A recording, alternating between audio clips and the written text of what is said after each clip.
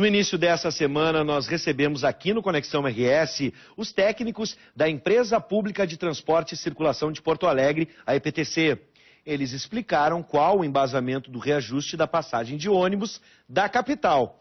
O debate está disponível no canal da Ubra TV no YouTube. A gente está assistindo um trecho, você pode entrar lá, canal da Ubra TV no YouTube, e procurar por essa entrevista, porque agora nós vamos conversar com o vereador Marcelo Esgarbosa, do PT, que é contrário à medida. Boa noite, seja bem-vindo, vereador. Boa noite, obrigado pelo convite. Seja bem-vindo sempre.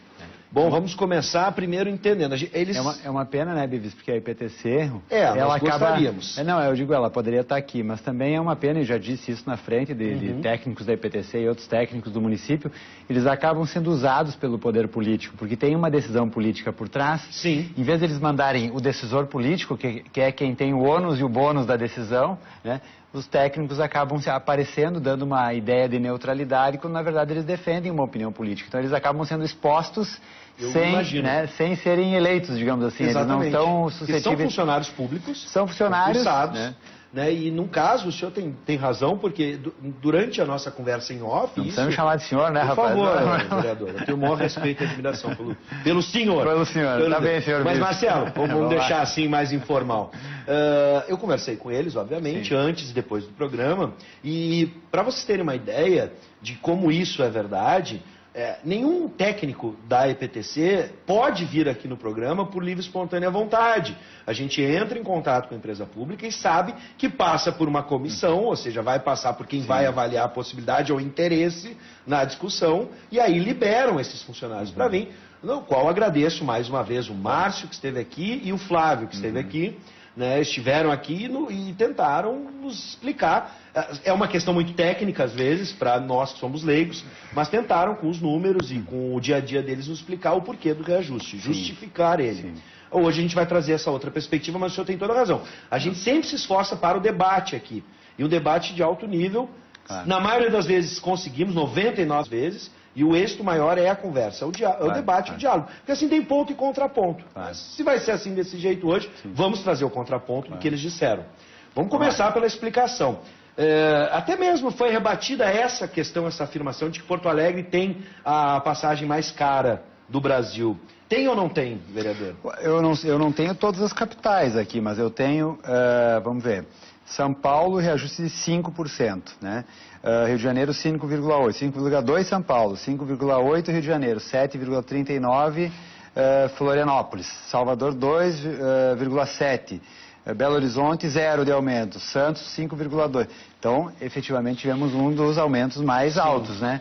Então, claro que cada cidade tem o seu rendimento, o seu PIB, não dá para... No caso de São Paulo, eles me disseram, a informação deles, que há um subsídio. Sim, na passagem. Então esse é um tema que deveria nos unir a todos, né? Se transporte é um direito e não é uma mercadoria, né? Transporte é mais ou menos como sal, né? Se o sal fosse mais barato, tu não usaria mais sal, tu não botaria mais sal na comida, né? O transporte é a mesma coisa, ninguém pega um ônibus porque é de graça, né? Pega um ônibus porque tem que ir até tal lugar. Então isso mostra que tem um direito aí por trás, a necessidade e um direito de se locomover pela cidade, portanto... justifica um subsídio público. Vives, eu estava conversando com um deputado alemão, né? Há uns 2 anos atrás, nós estávamos num almoço, e ele perguntou, mas daí, ao longo da conversa, conversando sobre transporte coletivo, o quê? Ele, com o tradutor, né? Ninguém falava alemão na mesa. Não tem subsídio público transporte aqui em Porto Alegre? Não. Ele disse, é impossível isso. Na Alemanha, o partido de extrema direita e de extrema esquerda, ninguém diverge. Pode-se considerar um subsídio às isenções para estudantes ou não? Não, então, aí que tá. Não, é subsídio no sentido de subsídio. De entrar com dinheiro. Entrar com dinheiro ou isentar as empresas, como é o caso, né? Já foi aprovado leis na Câmara que isentavam os impostos. Então, por que assim, eu comecei falando aqui, fazendo uma crítica a essa ideia de que os técnicos são neutros e simplesmente estamos diante de uma tarifa técnica, né? Ou seja, um cálculo matemático não tem o que fazer. Pera lá, né?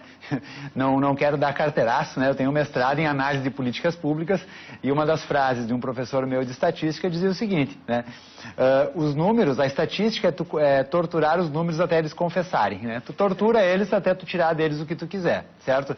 Então, por exemplo, eu duvido que os técnicos estiveram aqui falaram a respeito das tarifas, dos recursos extratarifários. Está lá no edital de licitação que todo o rendimento oriundo dos recursos extratarifários, exemplo, tu carrega o teu cartãozinho TRI, Tá. certo? Tu carrega ele hoje, tu vai usar ele só ano que vem. Tá? Aqueles 50, 100 reais que ficaram no teu cartão, que o ano que vem vai continuar sendo 50, 100 reais. Não é um... Não tem rendimento, o dinheiro é o mesmo. Não tem rendimento. No entanto, aquele dinheiro ficou com alguém. Sim. Saiu do teu bolso, ficou com alguém. Esse alguém colocou para render. Não deixou lá guardado no colchão. Portanto, ele rendeu, ele teve dividendo só o fato dele ficar com o teu dinheiro um ano. Tu aqui multiplica isso por 1 milhão, vê quanto dá. Sim. Cadê esses recursos, esse rendimento, esse rendimento da aplicação financeira que servirá para a modicidade da tarifa? Está lá escrito no edital de licitação. E em nenhum momento a gestão, a prefeitura, os técnicos, duvido que tenham falado isso. Olha, tivemos 2 milhões de rendimento, portanto, esses 2 milhões vão abater o valor da tarifa. O que você falou foi, por exemplo, em queda de arrecadação com esse é o número de tema. usuários. Esse é o tema. Antes dessa resposta, vamos ouvir os usuários? Vamos lá. E a gente segue na nossa conversa. O estudante de jornalismo da UBRA, Guilherme Deli, foi às ruas para conversar com os passageiros de ônibus da capital. Vamos ver o que eles disseram. É um absurdo, né? Por causa que pra mim, ainda que não trabalho assim, até que não, mas pra quem tem que pegar ônibus todo dia, né, e paga dinheiro, como o meu genro, daí dói, né? Foi constatado que a nossa passagem, essa aqui de Porto Alegre, é a mais cara do Brasil. A exploração continua, muda de prefeito e tudo, e a exploração continua. Os empresários sempre ganham dinheiro. Eu acho um absurdo mesmo. Porque os ônibus são sucateados, né? Não tem como andar nos ônibus assim e pagar 4,30. Eu acho isso muito caro, né? Porque os ônibus não são os ônibus de primeira, é ônibus sujo, é molhado de manhã, é mosquito, é barata. Eu acho que a gente paga muito caro por uma passagem que não vale a pena. Muita gente não estava preparado, por exemplo, eu, quando voltei aqui já estava esse valor a mais e eu não tinha nem troco ali para dar, quase que eu não consigo nem chegar no centro. Eu acho que o aumento vem todo ano e o resultado não vem, a gente não vê o resultado nas ruas, né? Então isso fica complicado porque a gente sente no bolso, mas não vê o resultado positivo. Aqui no Centro Histórico de Porto Alegre, a maioria das pessoas ouvidas é contrária ao aumento das passagens. Muito obrigado, Guilherme, trazendo a informação. E a gente já imaginava. Outra curiosidade é que não é só o valor que pesa. As reclamações, e a gente teve aqui no dia, a participação, você pode participar, 99588-2374, nosso WhatsApp, reclamando da qualidade, dos horários, né, ônibus superlotados. Inclusive, os técnicos explicaram que há necessidade de transporte de pessoas em pé.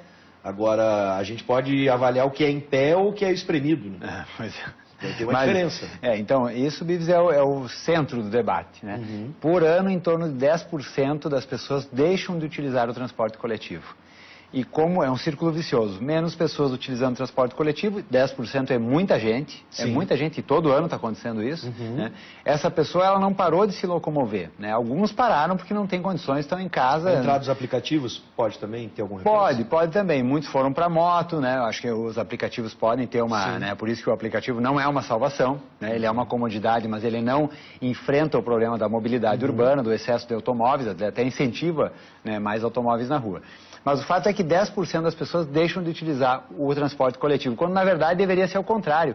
Mais pessoas deveriam utilizar o transporte coletivo e, claro, ele deveria ser confortável, passar no horário. Eu digo sempre, não precisa tu ter um ônibus a cada 5 minutos. Pode ter um a cada 10, 15, mas que seja a cada 10, 15. Que a pessoa possa programar. Claro, daí você sabe que tem um ônibus às 4, umas 4h15, e você chega ali na parada e tem o ônibus, né? Enfim, então essas pessoas estão deixando de usar o ônibus. Com isso a tarifa se torna mais cara, né? Porque se faz um cálculo, né? Quanto menos pessoas andam, mais cara fica a tarifa e, portanto, menos pessoas andam. Esse é o círculo vicioso, certo? Então a luta deveria ser para fortalecer o transporte coletivo. E aí, sim, ônibus de qualidade, isso que as pessoas falaram na entrevista é verdade, ônibus sujos, vários ônibus, nós fizemos um trabalho na Restinga muito forte, né, o nosso mandato, nós percebemos que os ônibus saíam da Restinga e já quebravam logo em seguida, ou nem saíam da garagem, quer dizer, nem foram arrumados de uma noite para outra, né? Então as pessoas vão desacreditando no transporte coletivo, que é uma pena, né? Então, e outra coisa, Bives, eu acho que é uma coisa importante, quem não depende de recursos, né? É você priorizar de fato o transporte coletivo. Como que você faz isso? Eu sempre falo desse mesmo exemplo, né? É injusto que uma pessoa dentro do seu automóvel, sozinha, com ar-condicionado, com o seu som, esteja no mesmo condicionamento que uma pessoa que está dentro do ônibus, espremida, né, num ônibus sem ar-condicionado, num calorão. Sim. Então, no mínimo, essas pessoas que estão no transporte coletivo têm que ter mais fluidez. Então, as faixas exclusivas na cidade toda, onde for possível, né, e não uma aqui, uma ali, só para dizer que fez. Só os corredores que a gente tem hoje nas grandes avenidas. Porque nós propusemos em Porto Alegre uma faixa exclusiva na Ipiranga. Sim. Né? Já, né, na gestão anterior ainda. A prefeitura rejeitou, na época era o Capelari, falou mal e tal. A gente sabe que dentro da IPTC tem um estudo para ter uma faixa exclusiva de ônibus na Ipiranga. Né? Sim. Esperamos que a IPTC tenha coragem e faça.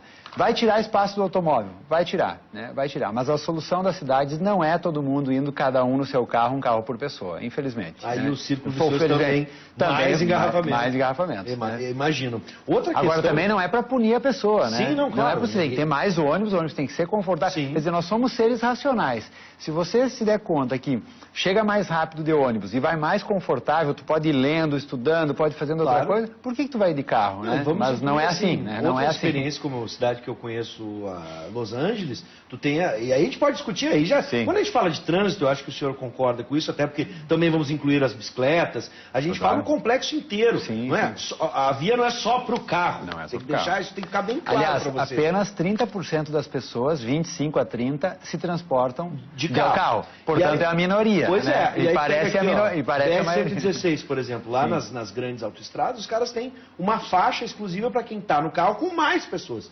estimulando o transporte de quatro passageiros e não só um. Senão fica todo mundo no seu carro. Se eu puder dar uma carona.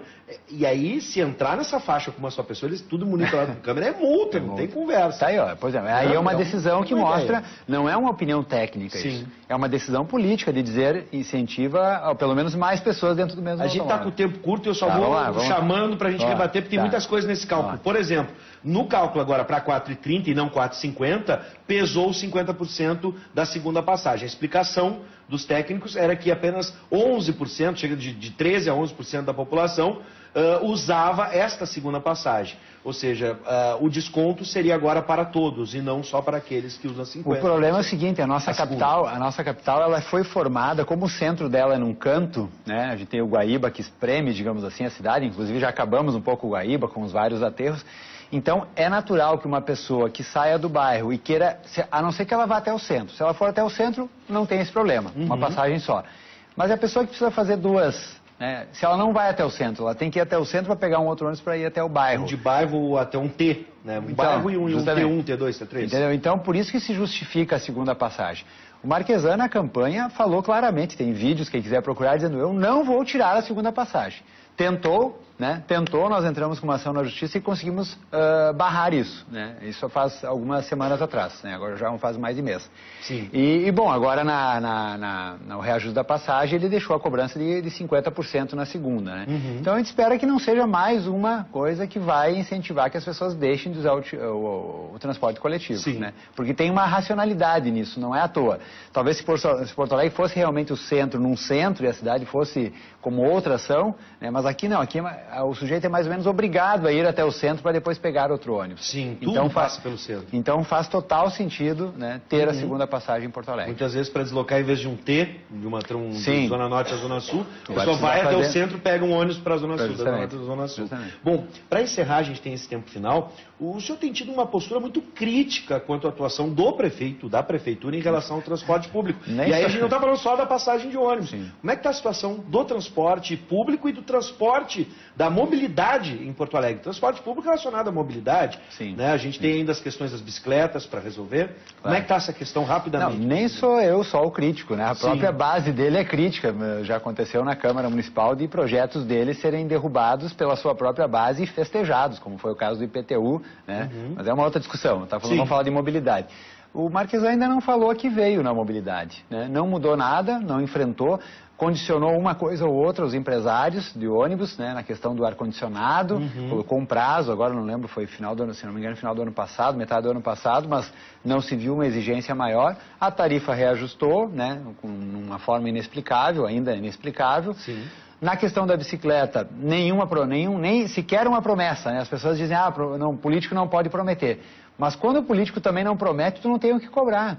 Né? E nesse caso ele sequer promete. Então, está fazendo ali a ciclovia da Ipiranga, que eu acho que aquele pedaço deveria fazer mesmo, e outros temas não tocou, né? Não tocou. Eu acho que ainda é um governo que não engrenou, e naquilo que engrenou, criou resistência, inclusive, da sua própria base, né? Então, a gente, né, não é porque eu sou de um partido de oposição que eu faço oposição contra tudo e contra todos. Aconteceu já, né, na legislatura passada, de nós defendermos projetos do prefeito, e eu já votei projetos do prefeito. Não se trata disso. As pessoas acham que porque tu é da oposição, tu é sempre contra. Não, muitas situações, inclusive, nós defendemos o prefeito, né, e a sua própria base queria derrotar o prefeito. Né? Quem conhece o dia a dia da Câmara consegue entender isso. Né? A gente torce que o Marquesan baixe um pouco, né, a sua forma de governar, muito autocentrada, né, e briga com todo mundo.